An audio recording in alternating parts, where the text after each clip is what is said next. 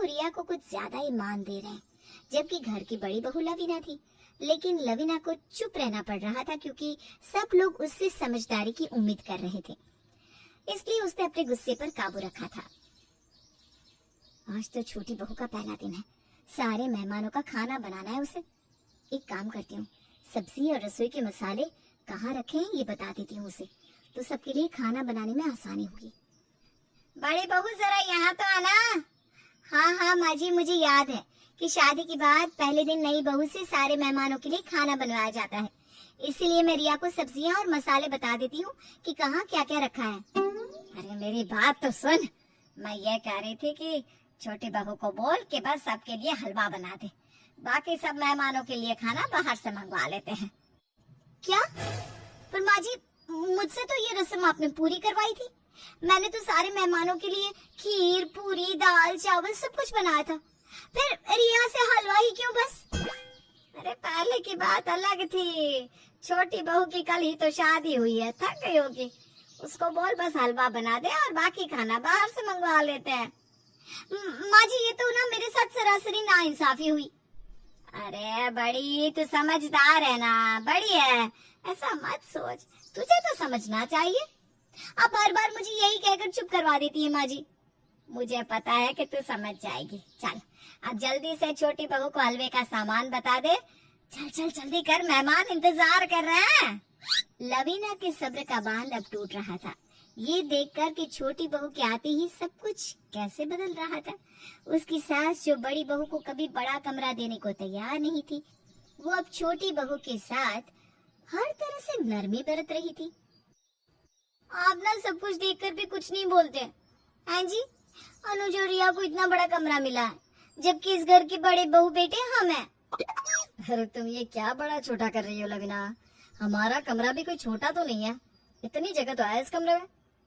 वो बात नहीं है, पर माँ जी ने जब से रिया इस घर में छोटी बहू बन के आई है, उसके लिए सारे नियम बदल दिए, जबकि मैं जब इस घर में शादी करके आई थी तो सब कुछ अलग था। अरे लवीना, हमारी शादी को 3 साल हो गए, तब जमाना कुछ और था, अब सब कुछ बदल गया है। तुम क्यों छोटी सी बात को इतना दिल पे लगा रही हो? रिया के लिए अंगूठी, बड़ा कमरा और उसे बस हलवा बनाने को कहा गया, जबकि मेरे साथ ऐसा कुछ भी नहीं हुआ था। आप माँ जी से बात कीजिए ना प्लीज। तुम्हें माँ ने कहा ना कि वो तुम्हें अंगूठी बनवा के देंगी। और रही बात रसोई की, तो तुम जानती हो कि रिया को इतनी रसोई बनाना नहीं आता। हमें अनुज ने शादी से पहले नहीं कहा था। और वो बड़ा वाला ऊपर का कमरा, उसका क्या? माँ जी से जब मैंने वो कमरा मांगा था तो उन्होंने मना कर दिया था, अब रिया को बिना मांगे ही दे दिया। ये नाइंसाफी नहीं है तो और क्या है, बताइए। अरे हम बड़े हैं लवीना, हमें समझना चाहिए ना, हम भी छोटों की तरह जिद करेंगे तो कैसे चलेगा?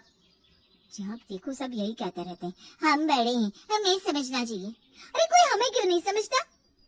मैं बड़ी बहू हूँ तो हक भी मुझे ऐसे ही मिलने चाहिए। अब मुझे जितना समझाना था मैं समझा चुका, तुम समझने को तैयार ही नहीं हो तो मैं कुछ नहीं कह सकता।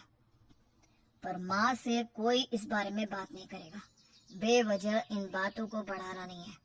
और मेरी मानो तो तुम भी इसे भूल जाना, इतने सालों से तुम्हारी इज्जत है यहाँ, तुम्हारी बचकानी हरकतों से सब खराब कर दोगी तुम। हाँ हाँ, हमेशा मुझे ही समझना होता है, ठीक है, कुछ नहीं कहती मैं।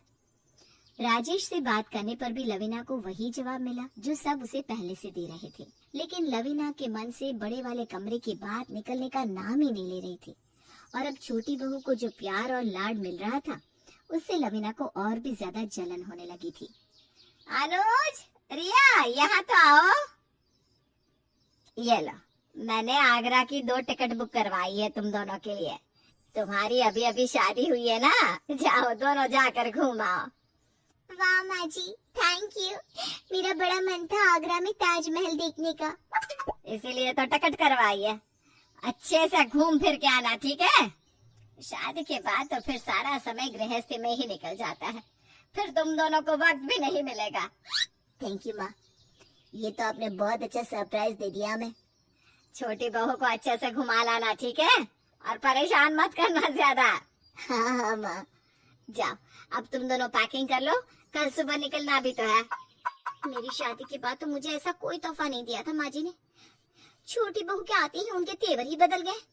मैंने हमेशा माँ जी की बात मानी, उनसे कभी कोई सवाल नहीं किया, फिर भी वो मेरे साथ ऐसा क्यों कर रही है? लगता है अब वो मुझसे खुश नहीं है।